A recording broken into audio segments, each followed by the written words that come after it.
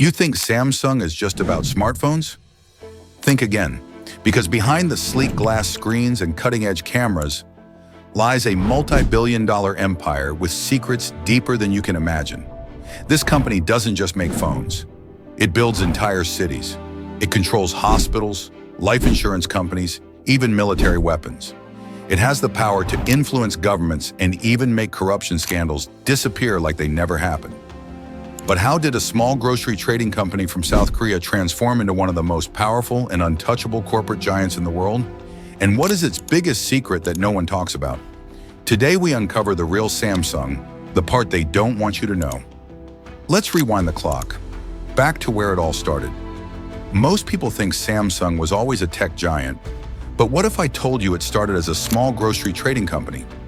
In 1938, a young Korean entrepreneur, Lee Byung-chul, had a simple dream: to start a successful business. With just $27 in his pocket, he launched a company named Samsung Sangho, which meant 3 stars. But instead of smartphones or TVs, this company was selling dried fish, noodles, and groceries. For the first decade, Samsung had nothing to do with technology. It was just another small business struggling to survive in war-torn Korea. But Lee Byung-chul had something others didn't: a ruthless vision. He knew that true power wasn't just about running a small business. It was about controlling entire industries.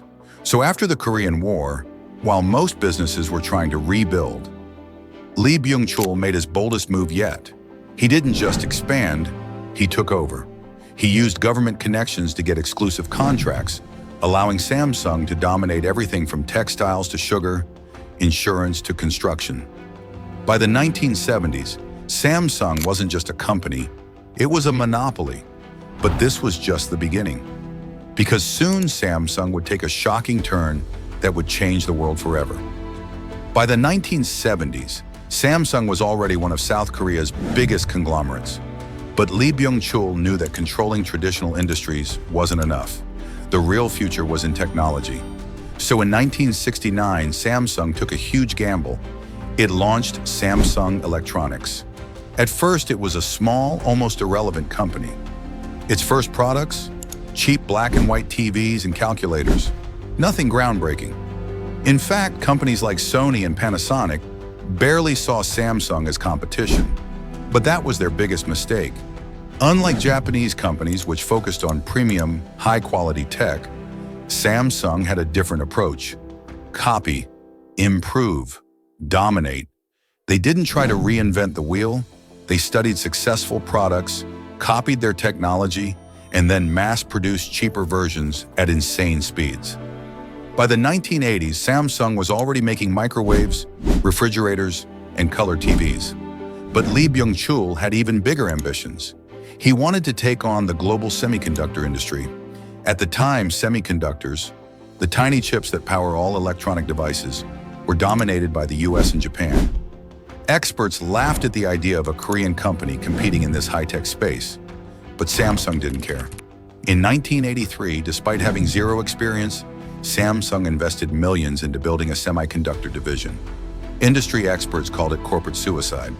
But within just a few years, Samsung became a major player, producing memory chips faster and cheaper than its rivals.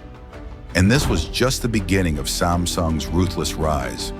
Because soon they wouldn't just be copying others, they'd start crushing them. For years, Samsung quietly dominated home appliances and semiconductors. But in 2007, Apple launched the iPhone, and it changed everything. At first, Samsung wasn't worried. After all, it was one of Apple's biggest suppliers, providing screens, processors, and memory chips for the iPhone. Every time Apple sold a phone, Samsung made money. But behind closed doors, Samsung executives saw something terrifying.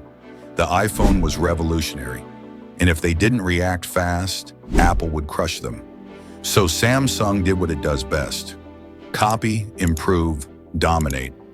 Just 2 years after the iPhone's launch, Samsung introduced the Galaxy S, a touchscreen phone that looked suspiciously similar to the iPhone. And Apple immediately noticed. Steve Jobs was furious. He accused Samsung of blatantly stealing Apple's design. In 2011, Apple sued Samsung for $2.5 billion, calling them a copycat. But Samsung wasn't going down without a fight.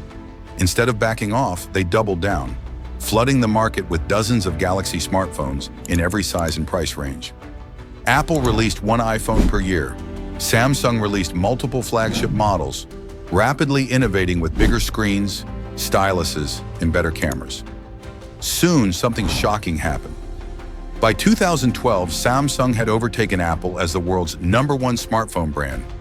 Even though Apple won the lawsuit and Samsung had to pay over $1 billion in damages, the real winner was obvious.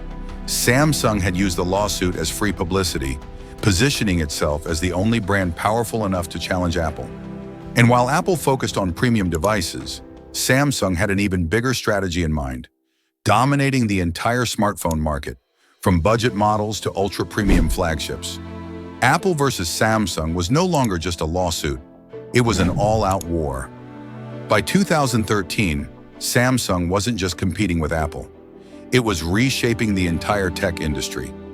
Unlike Apple, which focused only on high-end products, Samsung had a different strategy: be everywhere, control everything. Samsung didn't just make smartphones, it built TVs, washing machines, refrigerators, semiconductors, and even military equipment. But the real power move? Control the supply chain. Apple still relied on Samsung's components to build the iPhone. Even after suing them, Apple couldn't escape Samsung's grip. The A-series chips inside iPhones? Many were manufactured in Samsung's factories. This gave Samsung a massive advantage. It wasn't just a tech company, it was a tech empire. And then, Samsung made its biggest gamble yet. In 2016, it launched the Galaxy Note 7, a futuristic smartphone with a curved display and an iris scanner. But then, disaster struck. Phones started catching fire. The battery defect was so severe that airlines banned the Galaxy Note 7 from flights. Samsung had to recall 2.5 million devices, costing them $5 billion and severely damaging their reputation. Many thought it was the end of Samsung's dominance, but instead of crumbling, Samsung did something unthinkable. Instead of hiding the failure, Samsung took full responsibility, publicly apologized, and invested billions in battery safety research.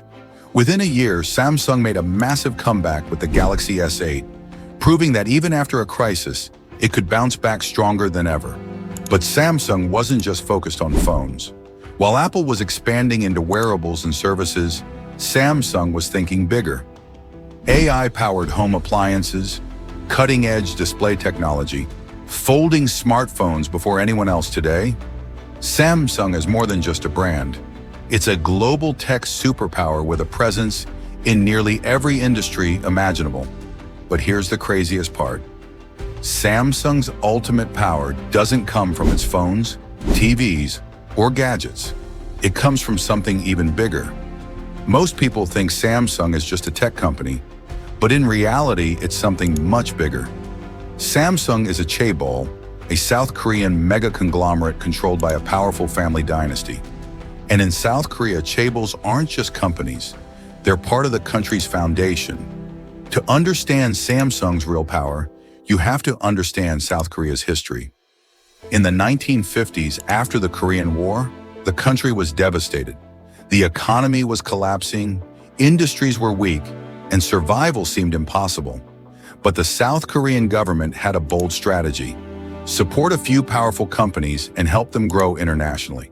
And that's exactly how Samsung, Hyundai, and LG became global giants. Samsung wasn't just making products, it was shaping South Korea's entire economy. Samsung owns construction companies that built South Korea's tallest skyscrapers. It has insurance and finance businesses that control billions of dollars. It even operates its own medical research centers and hospitals. And thanks to this deep government support, Samsung became too big to fail. But here's the dark side. Samsung's power also led to corruption scandals. In 2017, Samsung's heir, Lee Jae-yong, was arrested for bribery, linked to a massive political scandal that shook the entire country. But even after his conviction, Samsung remained untouchable. Why? Because if Samsung falls, South Korea's economy takes a hit. That's how deeply it's connected to the nation. This is the real reason Samsung is unstoppable. It's not just about smartphones, TVs, or semiconductors. It's about control, influence, and power at an unimaginable scale. Today, Samsung's reach extends beyond South Korea. It's shaping the future of AI, robotics, and space technology. And no matter how many competitors rise, one thing is clear. Samsung isn't just a tech company, it's a global empire.